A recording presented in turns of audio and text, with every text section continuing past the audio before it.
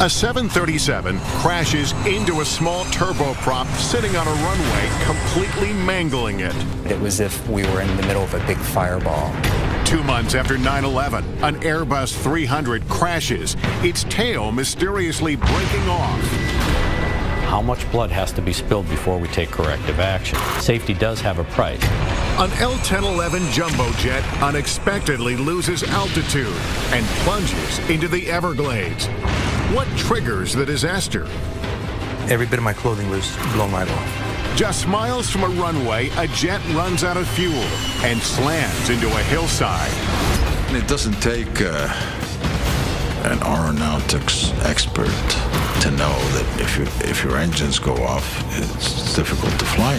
And a routine continental commuter flight suddenly pitches and nosedives into a crowded Buffalo suburb. We dropped the ball. Mistakes, oversights, distractions, and in some cases just poor judgment. All these crashes are caused by human error. The devastation to the entire operation is catastrophic. It's one of your own has potentially made an error that has resulted in this calamity, this tragedy.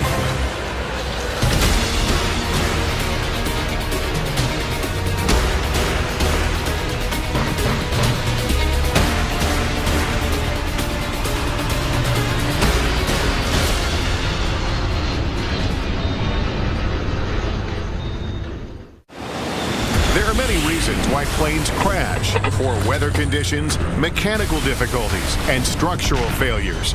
But according to a study published by the FAA, more often than not, the cause is just plain human error. Human error shows up in about 80% of aviation accidents. If you find something that's mechanical in an airplane, you can change it. Changing how humans think or how they react under a given set of circumstances is much, much more difficult. In this hour, dramatic animations will put you where no camera has ever been, up close to show how and why these disasters occurred.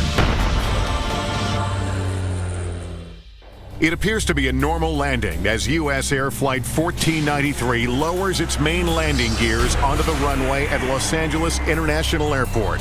And then, in a flash, that's a hill. The 737 smashes onto a commuter turboprop that is sitting on the same runway, crushing the smaller plane completely. The window next to me started melting.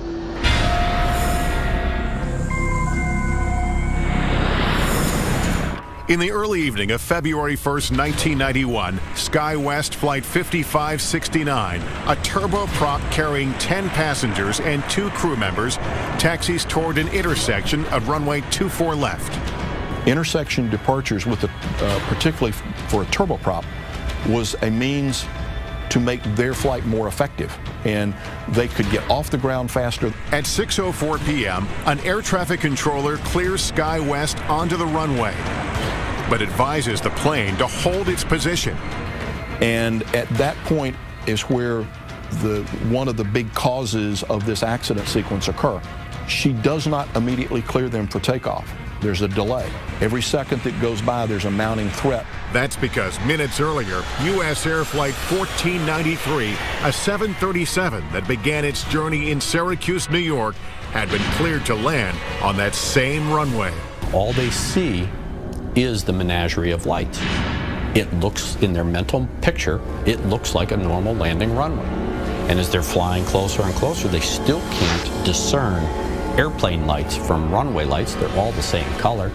The Boeing 737's main landing gears touch down. Then, as the nose lowers, the landing lights reveal the turboprop. That's the first time the captain sees the plane. That's a hill. There's an explosion on impact, and the small plane bursts into flames. But the 737 can't stop. At 70 miles per hour, it skids and finally crashes into an abandoned firehouse. The floor was heaving and the smoke burst right in front of my jump seat. It was as if we were in the middle of a big fireball. Every passenger window was illuminated orange. But I can see every passenger that can possibly have a view of me staring at me, looking for an answer. Flight attendants began shouting orders to evacuate, but because of the raging fire, none of the left exit doors can be used. The front right exit door is damaged and won't stay open. Only a few are able to escape from there. We jumped off the aircraft. I pushed the first person off the aircraft because I figure it's either you break your leg or you will not see your legs. The right wing exit becomes blocked, leaving only one more exit for passengers to escape, the right rear exit. In all, 67 of the 89 passengers and crew make it out alive. But not everyone makes it through the exit doors. We took a position on the nose of the airplane, and we happened to see that the co-pilot of the plane was trying to get out of the window. I took the ladder, small 12-foot ladder, and put it up to the nose of the airplane. And I was able to take a few steps up and help the co-pilot out, pull him out, and cradle him like a baby, bring him down, and then walk him with another fireman to safety. The captain and the senior flight attendant are among the victims. I remember feeling just a lot of sorrow. That 2 of my crew members died, that so many passengers died. With the focus on the 737, few even know there's a crushed turboprop underneath it. The small plane is twisted and mangled beyond recognition. There are no survivors. I did not know that we hit another aircraft until we were in the terminal, and they were doing triage on us. And I asked about the crew, and they said, "Which crew?" Investigators immediately began the grim task of finding out what went wrong. John Cox, who is now an MSNBC aviation analyst, was an investigator for the Airline Pilots Association at the time. As an aircraft accident investigator, it's one of the tougher ones that I have worked because there were still, some of the bodies were still in there. These things are always catastrophic to work, but it is absolutely vital that a group of people do this job so that we understand what happened and don't have a reoccurrence. While poor visibility from the tower to the runway and glare shining into the tower are part of the problem, investigators focus on air traffic control. Air traffic controllers, as a matter of routine, multitask. 929, take Victor, right turn 31 right and hold short of Whiskey. They're issuing landing clearances, takeoff clearances, so the multitasking on that evening would not have been unusual. It is very unusual for a controller not to remember that they have an airplane in position on a runway. But according to the NTSB, that is exactly what happened. It turns out that the local controller simply forgot that SkyWest was sitting on the runway intersection. There were some things that were going on that did get her distracted. 1493 checked in. She looked. The runway end was clear, and it was just a human error. I wouldn't expect that anyone on the SkyWest to have ever understood what happened. It was instantaneous.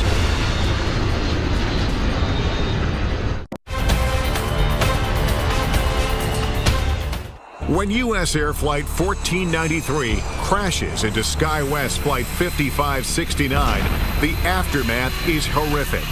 22 people on the U.S. Air flight, including the captain, are killed. All 10 passengers and 2 crew members in the small SkyWest plane also die. I wouldn't expect that anyone on the SkyWest to have ever understood what happened. It was instantaneous.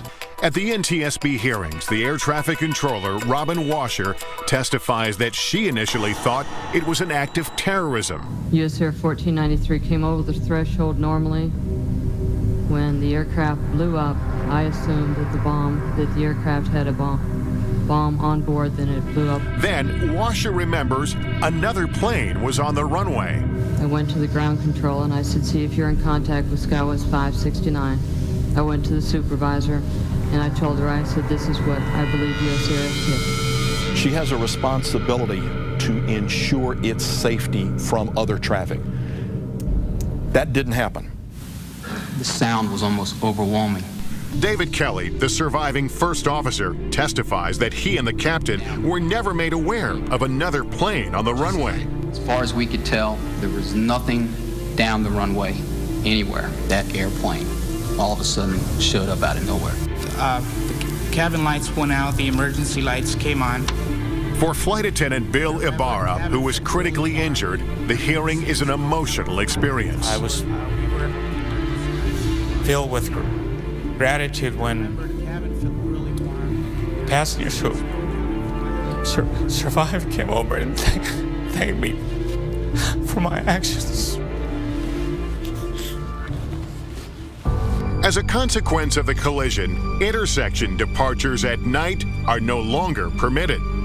And while on the runway, pilots are encouraged, though not required, to remind air traffic control that they are waiting for instructions. These types of procedures were completely capable of being done before the accident. This was a totally preventable accident.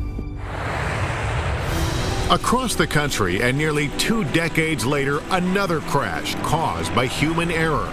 Continental Connection Flight 3407 nears the Buffalo Airport for landing. The turboprop suddenly pitches up, stalls, and goes into a series of terrifying rolls. The pilot fights to gain control, but the plane plummets 1,600 feet into a house. This aircraft was 5 miles out, and all of a sudden we have no response to that aircraft.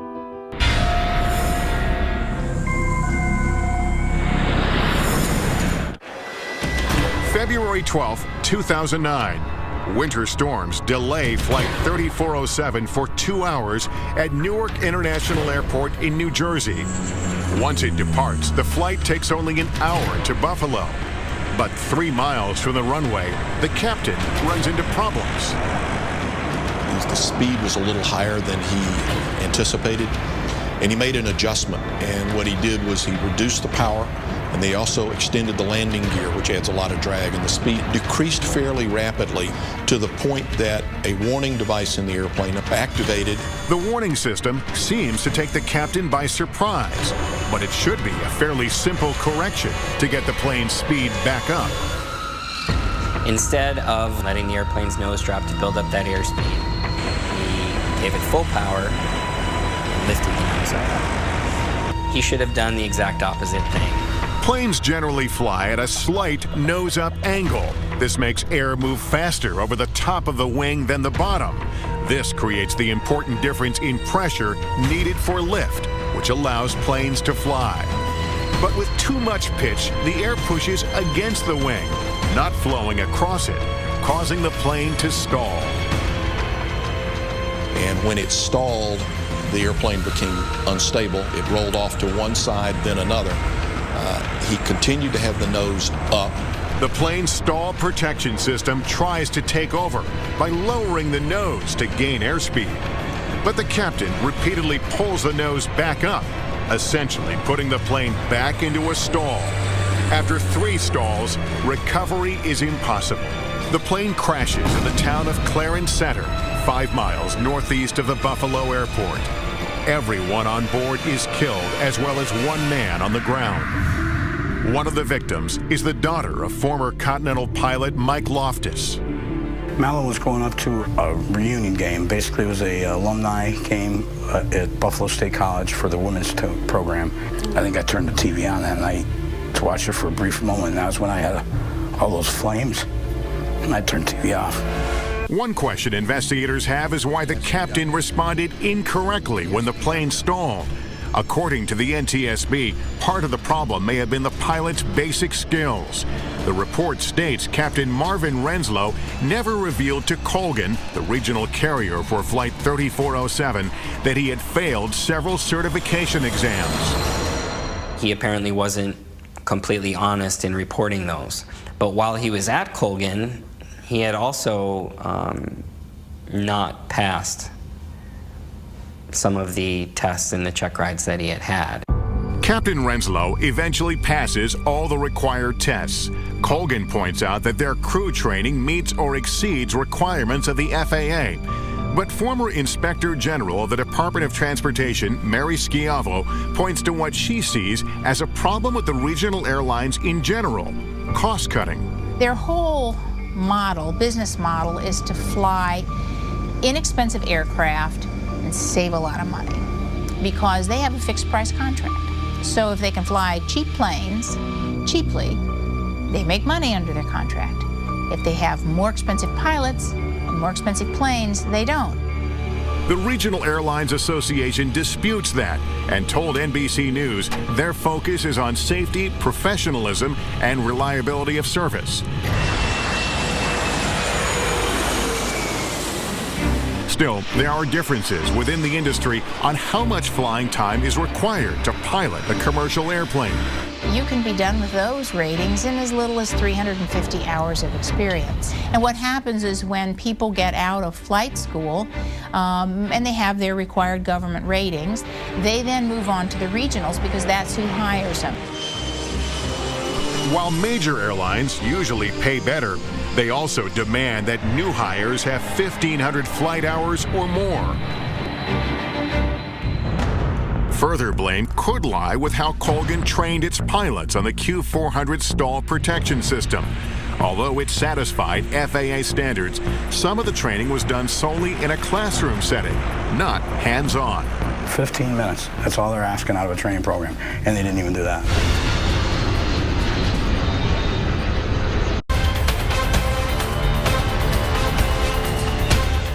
When Continental Connection Flight 3407, operated by Colgan Air, crashes into a Buffalo suburb on a wintry February night in 2009, there are no survivors. The tragedy raises many questions. The airspeed decreased, and after further pitch and roll excursions, the airplane pitched down and entered a steep descent from which it did not recover.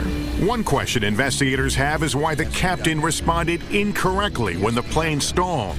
According to the NTSB, part of the problem may have been the pilot's basic skills. The NTSB report also focuses on crew fatigue.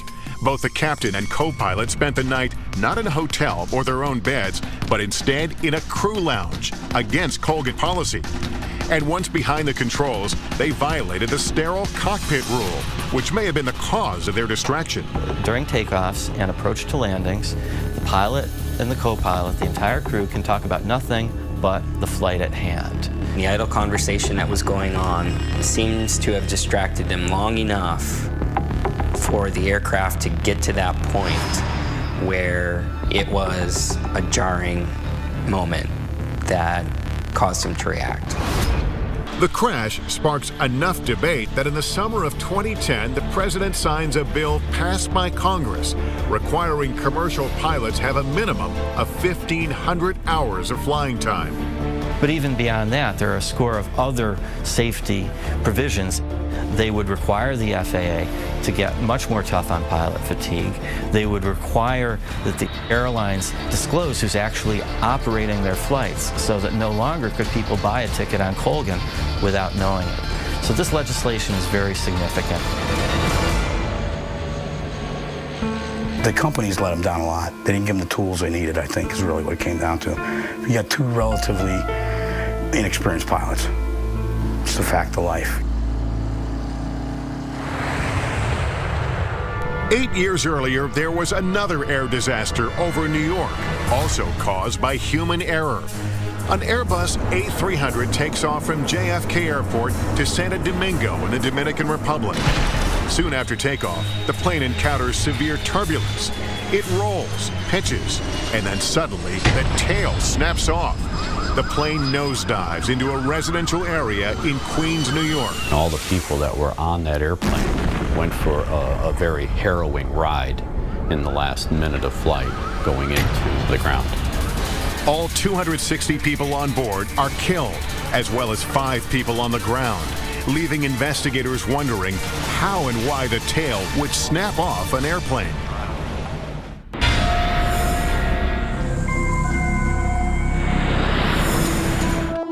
November 12th, 2001. It is a bright, sunny fall morning as American Airlines Flight 587 climbs into the sky. In the cockpit are two experienced pilots, co-pilot Stan Mullen and Captain Ed States. He loved to get in the airplane. He loved to be in charge. He respected everybody's job, everybody's role. The co-pilot is flying the plane that is about 5 miles behind a 747 on its way to Japan. On the Aircraft 587 Heavy, 1,300 feet, we're climbing to 5,000. Since the Airbus is climbing faster than the plane in front of it, Flight 587 quickly flies into the 747's wake, causing the American Airlines plane to experience turbulence. This in itself is not uncommon. Airplane wakes are very similar to the wakes made by boats or ships. It's a displacement as the vehicle passes through this fluid, in one case water, in one case air. This FAA simulation illustrates a different jet flying into wake turbulence. The wingtips from the lead plane create what is known as a wake vortex. You can think of it as a very large cone coming back off the tip of the leading airplane. And if the trailing airplane intercepts that cone, you'll feel choppiness. Typically, the encounters are very brief, but you can hit them multiple times. And that is exactly what happens with Flight 587.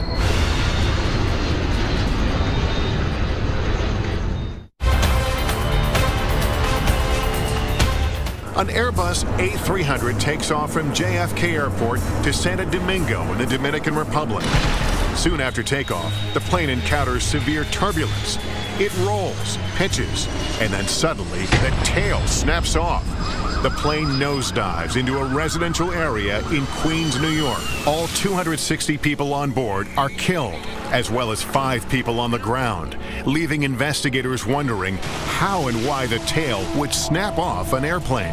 The co-pilot is flying the plane that is about 5 miles behind a 747 on its way to Japan. Since the Airbus is climbing faster than the plane in front of it, Flight 587 quickly flies into the 747's wake, causing the American Airlines plane to experience turbulence. This FAA simulation illustrates a different jet flying into wake turbulence. The wingtips from the lead plane create what is known as a wake vortex. There are 2 wake encounters. Although invisible to the eye, they are displayed here in our animation. The first wake causes the plane to roll to the left, and the co-pilot quickly puts it back on course. But then, 15 seconds later, the plane is caught in a second wake. When this pilot got into the wake turbulence, the airplane started to roll. He put in flight control corrections that he thought was necessary to get the airplane back to a wings level state. But instead of leveling out, the plane moves violently on all 3 axes of flight. Left and right rolls, side-to-side motion, and up and down. Then, the unthinkable happens. The tail snaps off.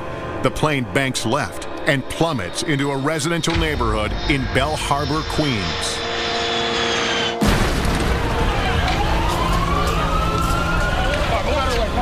Just 2 minutes and 24 seconds after a routine takeoff, everyone on Flight 587 is gone.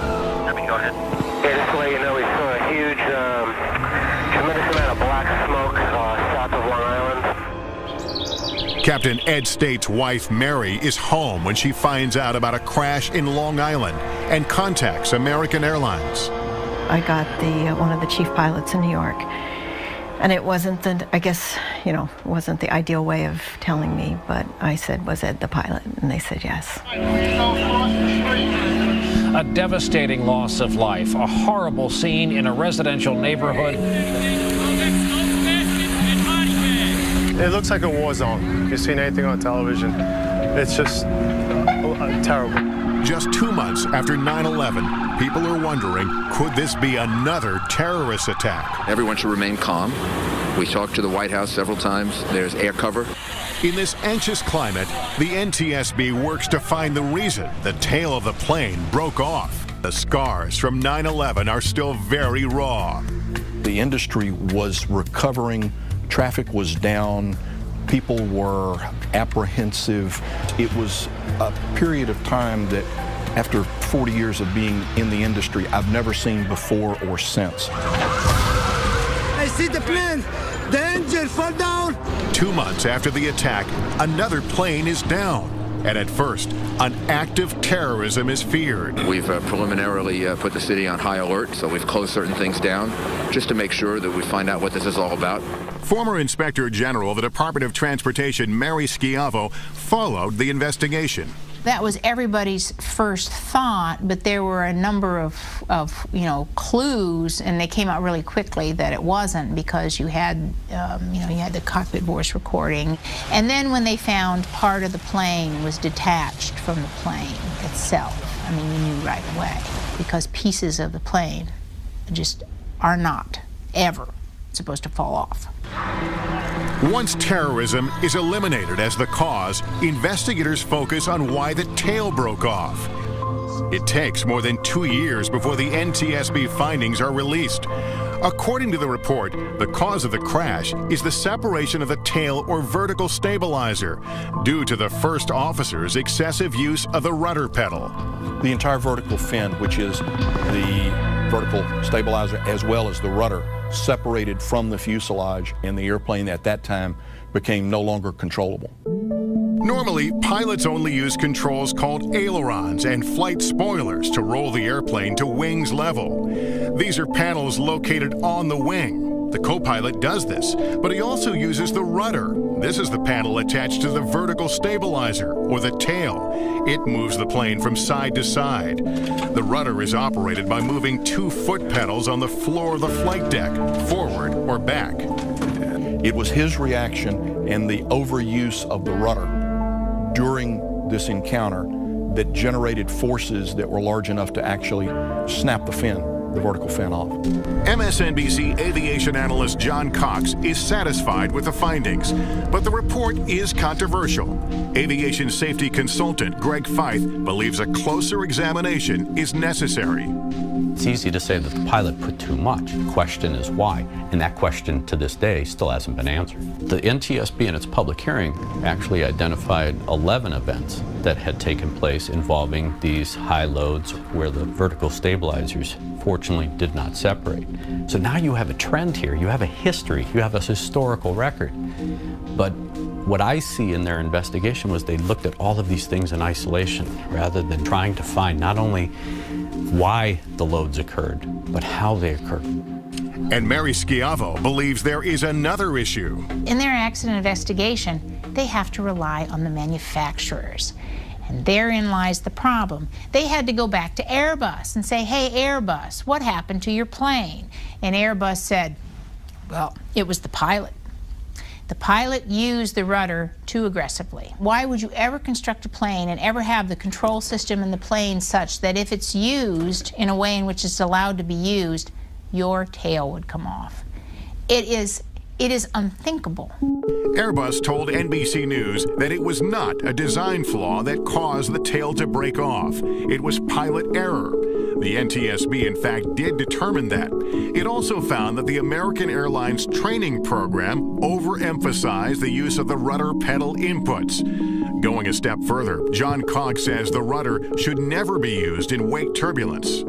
The best response would have been to let the airplane's natural stability work through it. The airplanes are naturally very stable, and so put some control input in to bring the airplanes back toward wings level and let it fly out, and it'll settle right down. American Airlines told NBC News that it continues to be disappointed with the NTSB findings and believes that the design and rudder sensitivity were at fault.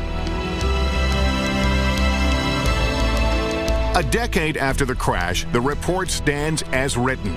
But in August 2010, the NTSB started re-examining similar incidents and urged agencies to take a closer look at the rudder design.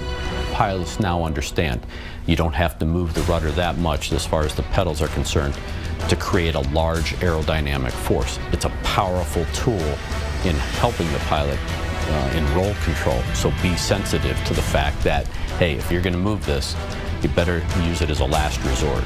But this knowledge came at a very steep cost. There is this adage out there in the aviation industry: how much blood has to be spilled before we take corrective action? Safety does have a price. Coming up, without warning, a plane crashes into the Everglades. The tail actually turned over, and when it did, the floor underneath me split and I dropped out.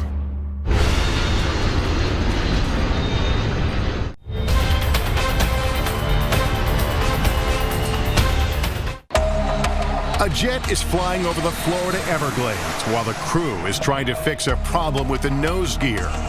It shouldn't be a crisis situation, but it quickly becomes one. The L-1011 crashes into the swamp, killing more than 100 people. What amazed me was they said that it was unsurvivable.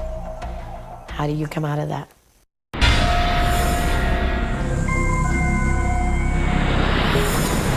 December 29, 1972. Eastern Airlines Flight 401 is on the final leg of its flight from JFK to Miami International, carrying 163 passengers and a crew of 13. Ron and Lily Infantino were just married 20 days before and are now returning home from their honeymoon. It was a perfect flight, smooth, calm air. It was just a very dark night. The L-1011 is just 5 miles from the runway when the pilot extends the landing gears. Green lights indicate the main landing gears are down, but the nose gear indicator remains dark. The nose gear showed that it wasn't either down or up. It didn't say what position it was actually in. So they broke the approach and advised air traffic control that they needed some time to sort through a technical problem. Unaware of what's going on in the cockpit, Flight Attendant Beverly Raposa feels the plane turn away from the airport. I wasn't concerned because, things like that happened, and if there was a problem, we had a phone by each of the flight attendant seats.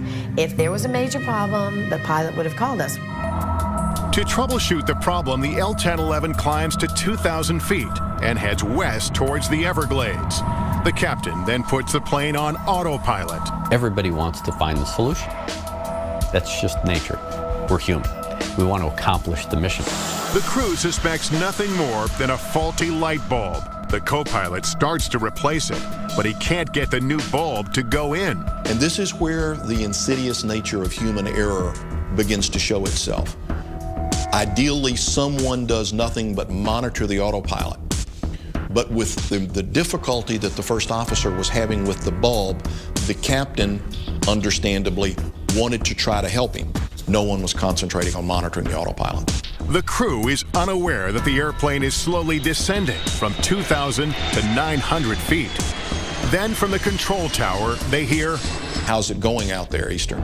And the first officer looks up and realizes something's wrong with the altitude. And he said, "We're still at 2,000, right?" The captain begins to look and says, "What happened to the altitude?" And they begin to take corrective action. But it is too late. The engines roared and we hit and the world exploded. It was a huge fireball. The plane rips apart. The crash is scattered over an expansive area. I was in the tail and the tail section broke off and we began spinning and we spun 1,500 feet. And at the end of the spin, the tail actually turned over. And when it did, the floor underneath me split and I dropped out. In the swamp, Raposa is still strapped to her seat as jet fuel rains down on her. There is absolute silence. Initially, I screamed, "Somebody help me." And I couldn't hear anyone. And I'm thinking to myself, oh my gosh, I may be the only survivor. But she is not alone. I have never been in anything so dark in my entire life. That's how dark it was. And I tell people, the only time you could tell if somebody was in front of you, you could smell their breath. Otherwise, you would never know they're there. Passenger Ron Infantino is also one of the 75 passengers and crew that miraculously survive. Swamp water is up to his chin. Every bit of my clothing was blown right off. The only thing I had left was the rims of my socks. That was the only thing. And I thought it was a nightmare. I couldn't believe. I was totally in shock. And then, of course, I'm yelling for my wife, and that was the last I ever saw of her. I never saw her again. Ron's wife, Lily, actually survives the impact, but is knocked unconscious and drowns face down in the water. The captain and co-pilot are also killed, along with 98 others. But what caused the plane to crash? The mystery lies in why the autopilot suddenly failed to hold its altitude. It turns out it wasn't a mechanical failure, but rather human error. According to the NTSB report, when the captain leans across to help with a light bulb in the landing gear indicator, he hits the control column, shutting off the autopilot. The warning chime went off, but no one seemed to notice. The crew not only didn't respond to it, they didn't actually hear it, or if they did, they didn't process the significance of it. It turned into a fiasco. Everybody was concentrating on this light bulb. Further deepening the tragedy, investigators discovered the nose gear had been down the whole time. It should be noted that planes can still land safely with just the main landing gear like this. But aviation experts say the crew followed the correct procedure. Pilots always carry reserve fuel on the airplanes so that there wasn't a pressing time criticality of we have to go land now. If they landed with the nose gear up, it's going to cause damage to it. It's going to be out of service for a period of time. There's going to be an investigation. Out of this 1972 tragedy came Crew Resource Management, or CRM, a training requirement that now ensures that someone must always monitor the airplane flight path. If there's a problem today, that crew resource management means the captain has to designate somebody to stay in control of the plane while they try to resolve the problem, whether it's in the cockpit or whether it's in the cabin. Improvements have also been made to the autopilot. The warning system is louder, and more force is required to disengage it. They were so distracted with the light bulb that nobody, literally nobody, was flying the plane. Could you imagine?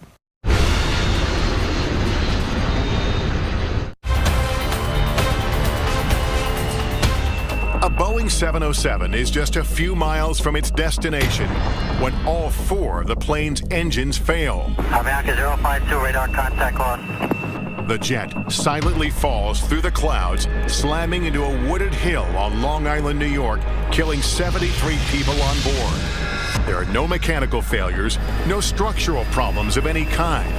It turns out the plane simply runs out of fuel. But how can such a fatal blunder happen? January 25th, 1990, when Avianca Flight 52 leaves Medellin, Colombia, just after 3 p.m., the tanks have more than enough fuel for the 2,100-mile trip to New York. They had approximately 81,000 pounds of jet fuel on the airplane when they departed. They had done the calculations for the flight plan, the amount of fuel they would burn going to New York, a reserve, some holding fuel, and then also enough fuel to go to Boston and land. With more than enough fuel, that shouldn't be a problem, but it soon becomes one. In New York, the weather was bad, so as they came up the East Coast, they began to be issued holding instructions, and they held for 3 different times.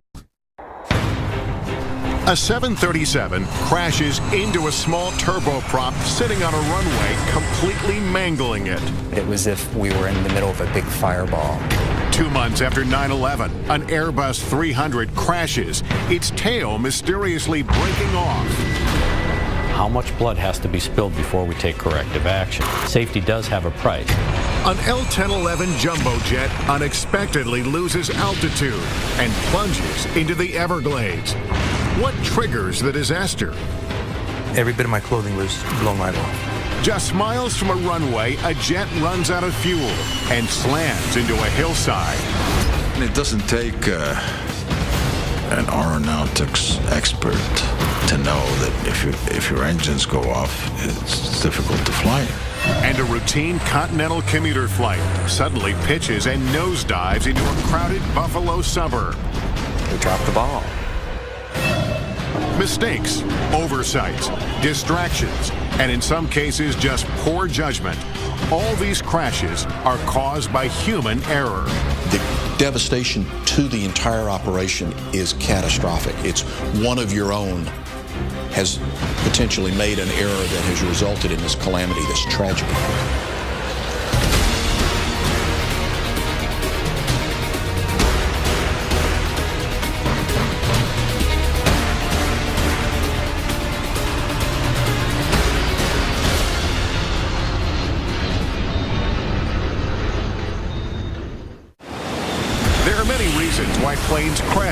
poor weather conditions, mechanical difficulties, and structural failures. But according to a study published by the FAA, more often than not, the cause is just plain human error. Human error shows up in about 80% of aviation accidents. If you find something that's mechanical in an airplane, you can change it. Changing how humans think or how they react under a given set of circumstances is much, much more difficult. In this hour, dramatic animations will put you where no camera has ever been, up close to show how and why these disasters occurred. It appears to be a normal landing as U.S. Air Flight 1493 lowers its main landing gears onto the runway at Los Angeles International Airport. And then, in a flash, That's a hill. The NTSB report says the cause of the crash is human error, that simply the flight crew did not effectively manage their fuel or convey how low the fuel levels were. When we talked to the controllers today at the TRACON, none of them were aware of the priority concern and the fuel concern. The crash of Avianca Flight 52 shows that despite dramatic advances in aviation technology, clear communication from the cockpit to air traffic control is key to a safe flight. I think that our crew should have been more aggressive and more transparent in expressing the need to have a preferential treatment that night. Astonishingly, many of these crashes, as we've seen, were survivable, but recovery can be a lifelong process. You'll be all right. Everybody was demolished physically and psychologically by the crash. So surviving a crash is a miraculous event, and one has to be grateful that God or destiny is giving you a second chance, but there's a price to that.